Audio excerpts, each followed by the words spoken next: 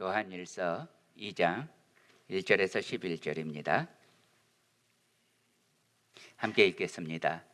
나의 자녀들아, 내가 이것을 너희에게 쓰면 너희로 죄를 범하지 않게 하려 함이라. 만일 누가 죄를 범하여도 아버지 앞에서 우리에게 대언자가 있으니 곧 의로우신 예수 그리스도시라. 그는 우리 죄를 위한 화목제물이니 우리만 위할 뿐 아니요 온 세상의 죄를 위하심이라. 우리가 그의 계명을 지키면 이로써 우리가 그를 아는 줄로 알 것이요 그를 아노라 하고 그의 계명을 지키지 아니하는 자는 거짓말하는 자요 진리가 그 속에 있지 아니하되 누구든지 그의 말씀을 지키는 자는 하나님의 사랑이 참으로 그 속에서 온전하게 되었나니 이로써 우리가 그의 안에 있는 줄을 아노라. 그의 안에 산다고 하는 자는 그가 행하시는 대로 자기도 행할지니라. 사랑하는 자들아, 내가 새 계명을 너희에게 쓰는 것이 아니라 너희가 처음부터 가진 옛 계명이니 이 옛 계명은 너희가 들은 바 말씀이거니와 다시 내가 너희에게 새 계명을 쓰노니 그에게와 너희에게도 참된 것이라. 이는 어둠이 지나가고 참 빛이 벌써 비침이니라. 빛 가운데 있다 하면서 그 형제를 미워하는 자는 지금까지 어둠에 있는 자요 그의 형제를 사랑하는 자는 빛 가운데 거하여 자기 속에 거리낌이 없으나 그의 형제를 미워하는 자는 어둠에 있고 또 어둠에 행하며 갈 곳을 알지 못하나니 이는 그 어둠이 그의 눈을 멀게 하였습니다. 아멘. 잠깐 기도하겠습니다. 하나님, 오늘도 우리 주님 앞에 예배를 드리며 또 우리 주님 말씀 앞에 섰습니다. 주님, 참으로 이 거룩한 하나님의 말씀을 운반하기에는 부족할 뿐인 이 종이 감히 하나님의 말씀을 대언합니다. 내 입술과 내 심령이 오직 우리 주님 성령님으로 충만하여 주님의 말씀을 신실하게 전달하게 하옵소서. 우리 주님 여기 모든 회중 우리 주님 성령님으로 충만하여 그 귀가 하나님의 말씀을 듣고 그 마음이 하나님의 말씀을 받게 하옵소서. 주님이 이 시간에 친히 우리 중에 충만하게 임하여 주옵소서. 우리가 말씀을 따라 성령을 따라 행하겠습니다. 예수님 이름으로 기도합니다. 아멘. 복음은 능력입니다. 복음은 모든 믿는 자들에게 구원을 주시는 하나님의 능력입니다. 복음은 우리가 모든 해결할 수 없는, 해결될 수 없는 죄의 문제를 해결 가능하게 하는 구원의 능력, 하나님의 능력입니다. 문제는 이 복음을 내가 가졌는가 하는 것입니다. 이 복음의 가치를 알면 감동합니다. 이 복음의 의미를 알면 그러면 헌신하게 되어 있습니다. 이 복음을 더 자세하게 알면 변화됩니다. 오늘 이 복음에 대해서 제대로 알아 변화를 경험하는 성도가 되시기를 축원합니다. 첫 번째, 복음이라고 하는 것은요, 우리 스스로는 해결할 수 없는 죄의 문제를 해결해 주기 때문에 그래서 복음입니다. 사람은 누구나 심각한 존재적인 모순이 있습니다. 사람들 중에서 누구도 나쁜 사람 되고 싶은 사람 없습니다. 혹시 있습니까? 사람들 중에서 누구도 미움의 대상이 되고 싶은 사람 없습니다. 미움받고 싶으십니까? 누구도 그걸 원치 않습니다. 마찬가지로 사람 중에 누구도 죄인이 되고 싶은 사람 없습니다. 사람은 누구나 다정하고 관대하고 따뜻하고 사랑스럽고 행복을 전달해주고 싶습니다. 그런데 누구나 원하지만 정말 그런 인생을 살아가는 사람은 극소수입니다. 누구나 원하지만 우리에게는 그런 인생을 살 능력이 없다는 것입니다. 부자가 되고 싶다고 다 부자 되는 것 아닙니다. 명예나 권력을 갖고 싶다고 해서 다 그렇게 되는 것 아닙니다. 그런데 가치 있고 의미 있는 복된 삶을 누린다는 것은 더 어려운 일입니다. 이것은 온전히 내 능력으로 안 되기 때문입니다.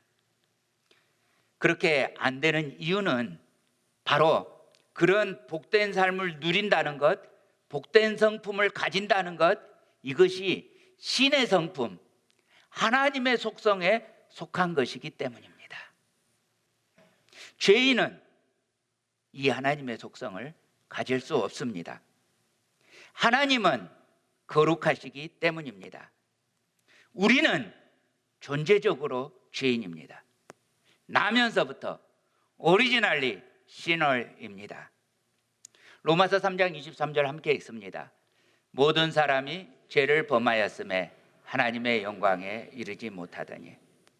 그래서 우리는 죄인이 안 되고 싶은데, 죄인 안 되고 싶은데 너무나 서글프게도 죄 짓는 것은 좋아합니다.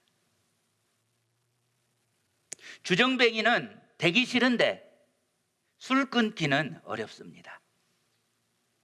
도박꾼은 안 되고 싶은데 도박이 좋습니다. 약쟁이는 안 되고 싶은데 마약을 그만두기는 쉽지 않습니다. 이처럼 누구도 죄인이 되고 싶지는 않는데 미움을 그만두기는 어렵고 질투를 그만두기는 어렵고 탐욕을 그만두기도 어렵습니다.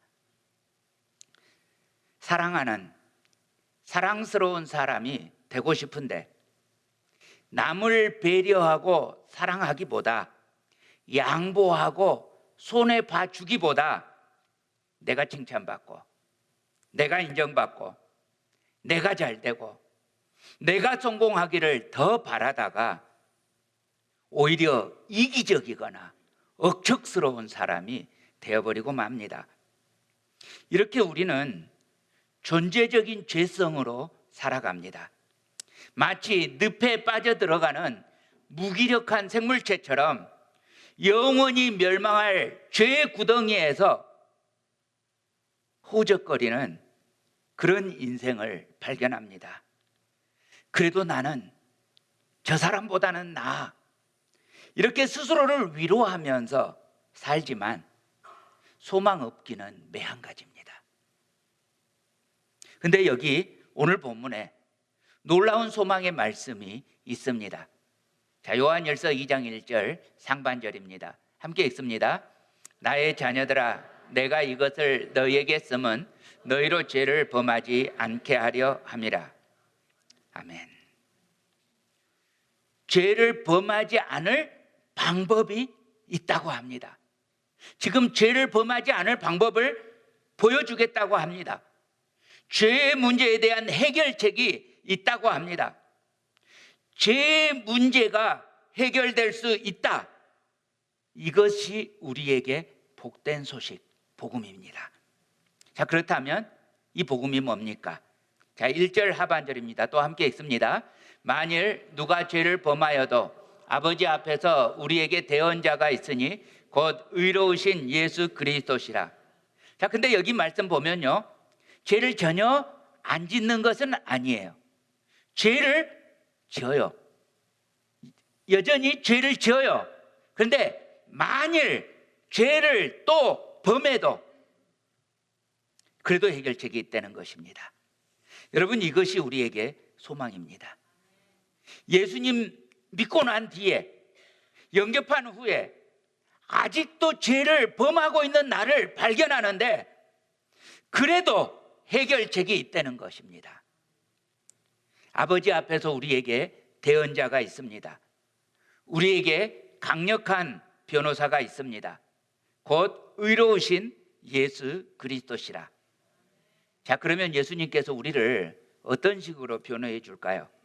아버지, 얘가요 죄를 지었어요. 용서해 주세요. 아버지, 용서해 주세요. 이렇게 하실까요? 이렇게 하면 어때요? 설득력이 있어요? 그냥 막 우기는 거죠, 그죠? 이렇게 해서는 하나님 앞에서 설득력이 없습니다. 아마 하나님이 이렇게 대답하실 것입니다. 죄인은 누구도 내게로 올 수 없어. 나는 거룩하니 내게로 오는 자는 거룩해야 돼. 예수님이 이렇게 말씀하십니다. 아버지, 얘가 죄를 지었어요. 그래서 아버지, 내가 얘를 위해서 죽었어요. 아버지의 사랑하는 아들이, 아버지의 단 하나뿐인 아들이 얘를 사랑해서 얘의 죄를 대신 지고 이 아들이 죽었어요. 요한일서 2장 2절입니다. 그는 우리 죄를 위한 화목제물이니. 그는 우리 죄를 위한 화목제물이니. 그는 우리 죄를 위한 화목제물이니. 우리만 위할 뿐 아니요 온 세상의 죄를 위하심이라. 할렐루야. 두 번째로요, 은혜라고 하는 것은요,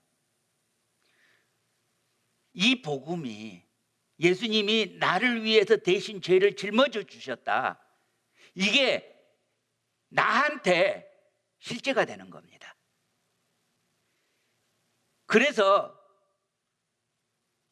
내 죄가 용서받았다, 이것이 실제가 된 것이 감격이 되는 것, 이 상태를 은혜라고 말합니다.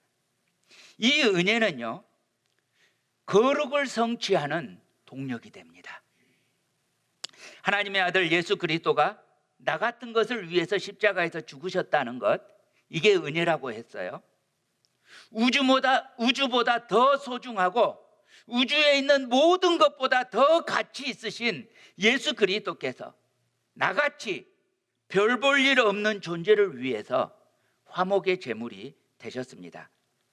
이것이 내게 실제가 되었다는 것, 이것이 은혜입니다. 옆 사람에게 말씀해 주시기 바랍니다. 죄 용서받은 일이 당신에게 실제가 되었습니까?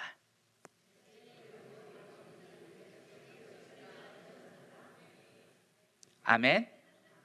아멘. 예수 그리스도로 말미암은 죄 사함과 구원을 입은 사람들에게 복음이 실제가 되었습니다. 이 은혜가 감격이 되어서 우리가 주님 앞에 무릎 꿇고 결단합니다. 웬 말인가, 날 위하여 주 돌아가셨나? 이 벌레 같은 날 위해 큰 해 받으셨나?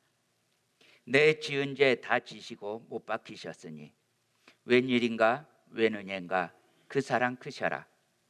나 십자가 대할 때 그 일이 고마워. 내 얼굴 감히 못 들고 눈물 흘리도다. 늘 울어도 눈물로써 못 갚을 줄 알아. 몸밖에 드릴 것 없어 이 몸 바칩니다. 나 같은 것을 구원해 주시니 그 은혜가 감격이 되어서 결단을 합니다. 주님께서 우리를 위해 주신 명령들, 계명들 꼭 의무여서 지키는 게 아니라 은혜여서 지키게 되는 것입니다.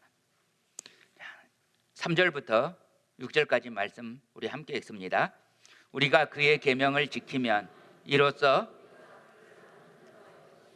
그를 아노라 하고 그의 계명을 지키지 아니하는 자는 거짓말하는 자요 진리가 그 속에 있지 아니하되 누구든지 그의 말씀을 지키는 자는 하나님의 사랑이 참으로 그 안에서 온전하게 되었나니 이로써 우리가 그의 안에 있는 줄을 아노라. 그의 안에 산다고 하는 자는 그가 행하는 대로 자기도 행할지니라. 아멘. 오늘은 조금 유식한 말 한마디 하려고 합니다. 노블레스 오블리주, 들어보셨죠? 예, 불어로 이 귀족은 의무를 갖는다 이 말입니다. 귀족의 의무 이런 말입니다. 예, 그 뜻은 사회 지도층이라면 사회에 대한 책임이나 의무를 모범적으로 실천하는 높은 도덕성이 있어야 한다라는 말입니다. 여러분, 중산층이라는 말 들어보셨죠? 예, 그 사회에서 책임감을 가질 만한 무거운 존재라는 뜻입니다. 그런데 이 중산층에 대한 각 나라의 기준이 있어요. 생각해 볼 만해서 좀 가져왔습니다. 먼저 우리나라에서 생각하는 이 직장인을 대상으로 하는 설문조사에서 중산층이란 그 기준입니다. 첫 번째, 빚 없이 아파트 30평 이상짜리 갖는 것. 두 번째로 월 급여 500만 원 이상. 세 번째, 자동차는 2000cc 이상 중형차. 예금 잔고 1억 원 이상. 해외여행 1년에 한 차례 정도는 다녀올 수 있는 능력. 되게 부자죠. 예. 예. 우리도 그 정도 안 되죠. 예. 그런데 프랑스에서 노블레스 오블리주라고 말하는 프랑스에서 퐁피드 대통령이 삶의 질이라고 하는 데서 정한 프랑스 중산층의 기준입니다. 외국어를 하나 정도는 할 수 있어야 된다. 직접 즐기는 스포츠가 있어야 된다. 다룰 줄 아는 악기 하나 정도 있어야 한다. 그리고 남들이 할 수 없는 맛을 내는 요리를 하나 정도 할 수 있어야 된다. 공적인 분에 참여할 수 있어야 한다. 약자를 도우며 봉사활동을 꾸준히 할 수 있어야 합니다. 자, 영국에서는요, 옥스퍼드 대학에서 중산층의 기준을 정했는데요. 페어플레이를 할 것, 자기의 주장과 신념을 가질 것, 독선적으로 행동하지 말 것, 약자를 두둔하고 강자에는 대응할 것, 불의, 불법, 불평에 의연하게 대처할 것. 미국의 공립학교에서 가르치는 중산층의 기준입니다. 자기 주장에 대해서 떳떳하라. 사회적인 약자를 도우라. 부정과 불법에 저항하라. 그리고 테이블 위에는 정기적으로 받아보는 비평지 하나 정도 있어라. 생각해 볼 만하지 않습니까? 자, 우리는요, 하나님의 자녀가 되었습니다. 물론 우리들은 하나님의 자녀가 될 자격은 딥다 없습니다. 그런데도 은혜로 예수님께서 나의 죄를 대신 지시고 화목제물이 되심으로 우리는 하나님의 자녀가 되었습니다. 그렇다면 이제 하나님 나라에서 하나님의 자녀답게, 하나님의 시민답게 노블레스 오블리주가 있어야 합니다. 자, 옆 사람에게 한마디 해주고 나서 노블레스가 맞는지 확인합시다. 자, 여자분이면, 옆에 앉으신 분이 여자분이면 공주님, 남자분이면 왕자님 해주시기 바랍니다. 네. 하나님께서 우주의 왕 아니십니까? 그 왕의 자녀들이면 왕자님, 공주님 맞잖아요. 입양되어서 하나님께 입양되어서 왕자님이 되었고 공주님이 되었습니다. 우리는 누구도 왕자병이나 공주병을 가질 수 없습니다. 제가 이 말 이제 앞으로 95번만 더하면 100번이죠. 예. 왜 우리는 왕자병과 공주병을 가질 수 없습니까? 왕자이기 때문에, 공주이기 때문에 공주 노릇한 게 당연하고 왕자이기 때문에 왕자 노릇하는 게 당연합니다. 그래서 우리에게는 왕자병, 공주병 없습니다. 자, 다시 한번 옆 사람에게 말해주세요. 왕자님, 공주님 말해주시기 바랍니다.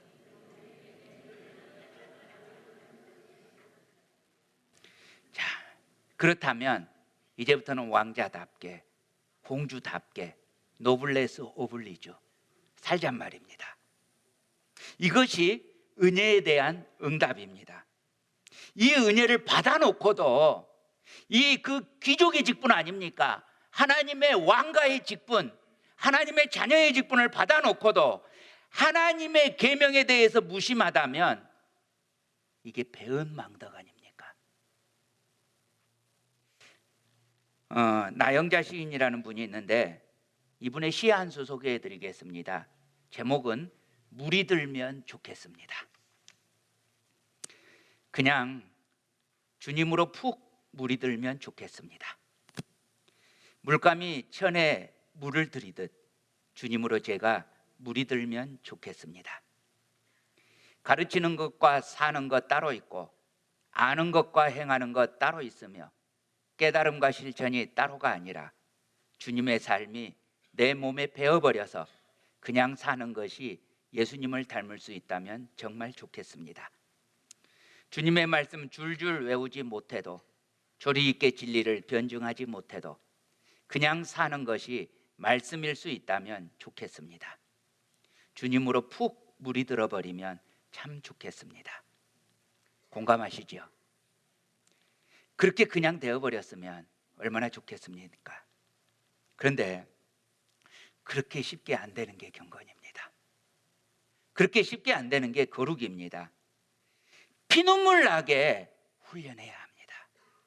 연습해야 합니다. 나에게 죄의 문제가 생기면 그것을 깨닫게 되면 언제든지 십자가로 돌아가야 합니다. 그 십자가에서 나의 죄로 말미암아 십자가에 달리신 예수 그리스도를 바라보아야 합니다. 그 앞에서, 그 십자가 앞에서 또다시 죄를 지은 이 내 존재가 죄송스럽고 부끄럽고 괴롭고 그리고 또 반면에 고맙고 감격스러워야 합니다. 이렇게 다시 복음이 나에게 실제가 되었음을 십자가 앞에서 다시 확인해야 합니다. 그리고 그 앞에서 다시 일어나서 이제는 내가 사는 것이 아니고 저 예수 그리스도의 이름으로 예수 그리스도께서 사실 삶을 살아야 합니다. 다시 주님의 명령, 계명을 따라 행해야 합니다. 이것이 어려워도 그 명령이 힘들어도 나를 위해, 이 연약한 나를 위해 십자가 지신 우리 주님 은혜를 생각하면서 다시 명령을 순종해서 행해야 합니다. 자, 7절 8절 말씀입니다. 함께 읽습니다. 사랑하는 자들아, 내가 새 계명을 너희에게 쓰는 것이 아니라 내가 처음부터 가진 옛 계명이니 이 옛 계명은 너희가 들은 바 말씀이거니와 다시 내가 너희에게 새 계명을 쓰노니 그에게와 너희에게도 참된 것이라. 이는 어둠이 지나가고 참빛이 벌써 비침이니라. 자, 이 계명은요, 이 명령은 사실 예전부터 있었습니다. 그런데 예전부터 있었지만 예전에는 율법이었어요. 근데 이제는 더 이상 율법이 아닙니다. 율법은 지키지 못하면 정죄받습니다. 형벌입니다. 지키지 못하면 형벌입니다. 근데 나는 예수 그리스도의 십자가의 은혜로 정죄받은 죄에서 용서를 얻었습니다. 그러므로 예전부터 있었던 계명은 이제는 더 이상 내게 율법이 아닙니다. 대신 그 은혜로 인하여 우리 주님이 거룩하신 것처럼 이제 나도 그 예수님처럼 거룩하고자 하는 열망으로 은혜에 대한 응답으로 이 계명을 지킵니다. 그리고 이 계명을 새 계명이라고 합니다. 죽을까봐 전전긍긍하고 지키다가 결국은 끝내 못 지켜서 죽어야 하는 그 옛 계명 율법이 아니라 이미 살아서 이제는 주님의 이름으로 주님의 능력으로 실패하면 언제고 다시 십자가로 가면서 성령을 따라 행하는 감격으로 지켜내는 계명, 이것이 새 계명입니다.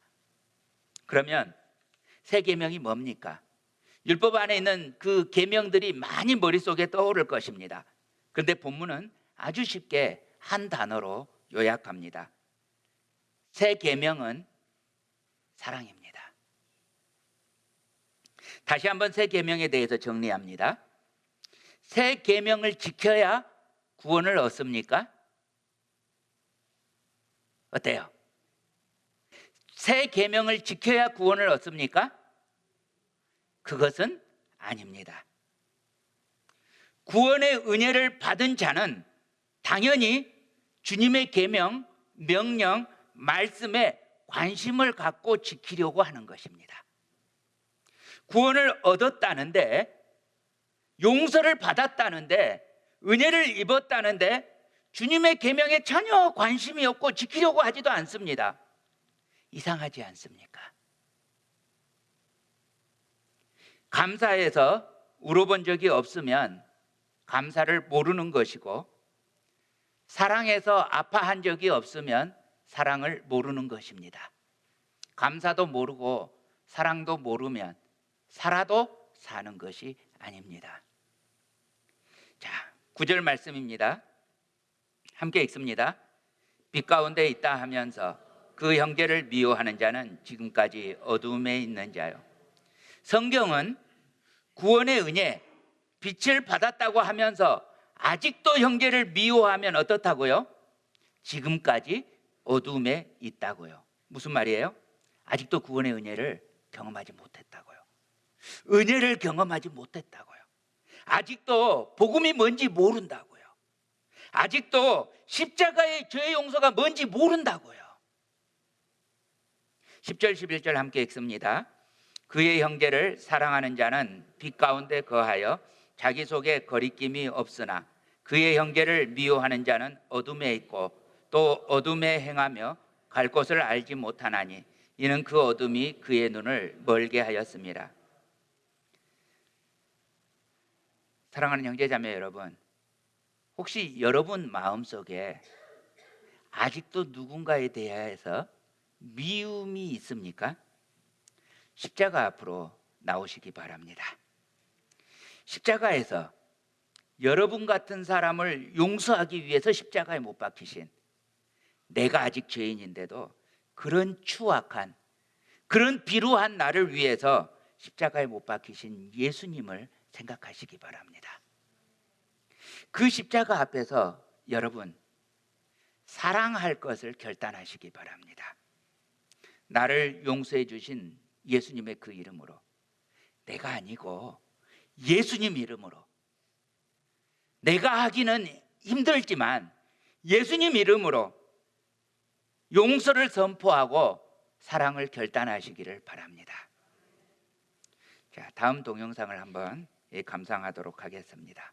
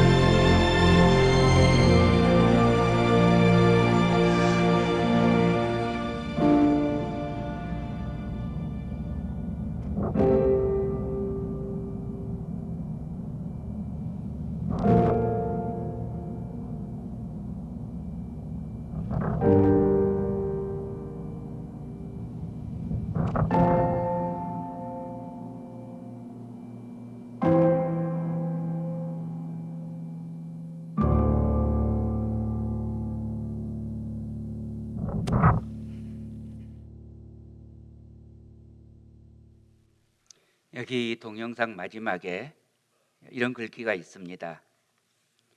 우리에게 깊은 상처가 생겼을 때 용서하기 전까지는 결코 회복할 수 없다. 용서로 과거를 바꾸지는 못한다.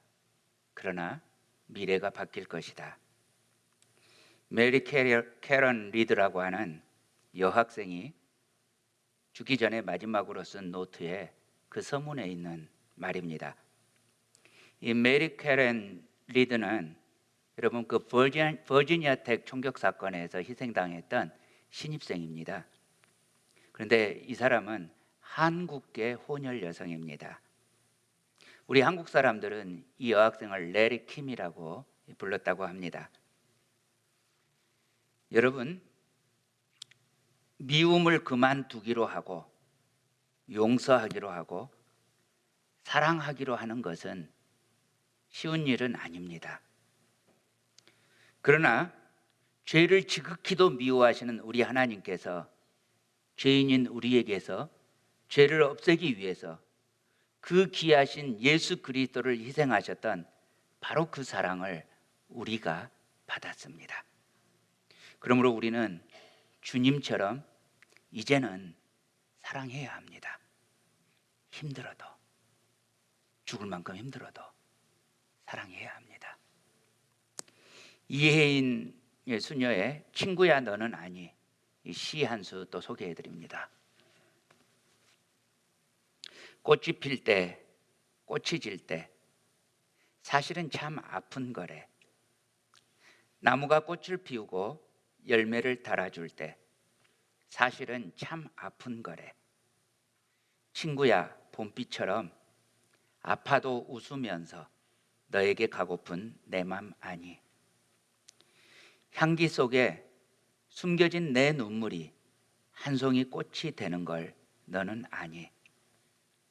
우리 눈에 다 보이진 않지만, 우리 귀에 다 들리진 않지만 이 세상엔 아픈 것이 너무 많다고, 아름답기 위해서 눈물이 필요하다고.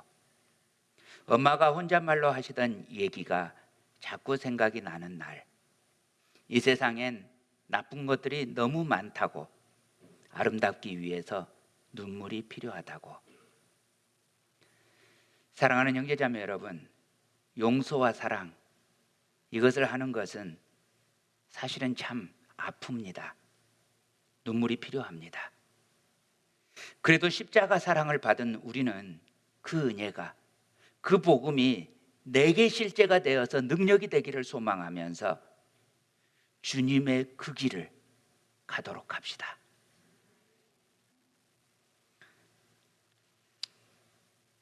더 사랑하는 것보다 더 성공하는 길은 없습니다. 더 미워하는 것보다 더 실패하는 길은 없습니다. 용서하는 복음의 능력, 사랑하는 복음의 능력이 우리들 모두에게 실제로 소유되는 능력이 되기를 용서의 주님, 사랑의 주님, 우리 주님 이름으로 간절히 축원합니다.